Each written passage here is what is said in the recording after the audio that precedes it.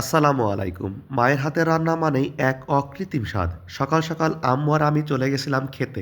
আমাদের ক্ষেত থেকে নিজেদের লাগানো সরিষাগুলো আম্মু হাত দিয়ে তুলে নিজের আঁচলে রাখতেছিল। প্রতিটি সন্তানের কাছে যেমন মায়ের আঁচল নিরাপদ এক আশ্রয়, ঠিক সেরকমই এই সুন্দর সরিষা ফুলগুলো তুলে আম্মু তার আঁচলে রাখতেছিল। আসলে সরিষা ফুল তোলার উদ্দেশ্য আমাদের ছিল না। আমি আর আম্মু এমনিতেই জমিগুলো দেখতে গেছিলাম, কিন্তু এত সুন্দর সরিষা ফুল দেখে আম্মু বলল, আজকে সন্ধ্যার সময় এই সরিষা ফুলেরই পাকোড়া তৈরি করব ইনশাআল্লাহ। তাই তো মায়ের মমতা মাখা হাত দিয়ে এই সরিষা ফুলগুলোকে তুলে এনে সুন্দর করে কুচি কুচি করে কেটে নেওয়া হলো।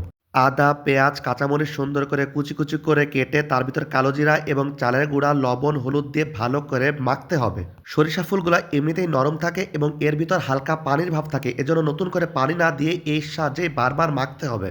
এরপর কড়াইতে তেল দেওয়ার পরে তেলটা গরম হয়ে গেলে হাতের সাহায্যে যে কোনো আকারেই তৈরি করা যায় এই পাকোড়াটা।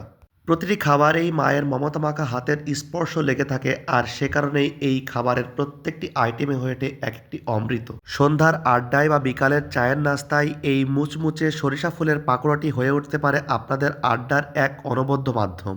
যদি কখনো না খেয়ে থাকেন তাহলে আজই বাসায় তৈরি করুন সরিষা ফুলের পাকোড়া, এবং কেমন লাগলো অবশ্যই কমেন্টসের মাধ্যমে জানাবেন। তো আজ এ পর্যন্তই, সবাই ভালো থাকবেন, দেখা হবে আগামীকাল নতুন কোনো ভিডিওতে। আসসালামু আলাইকুম।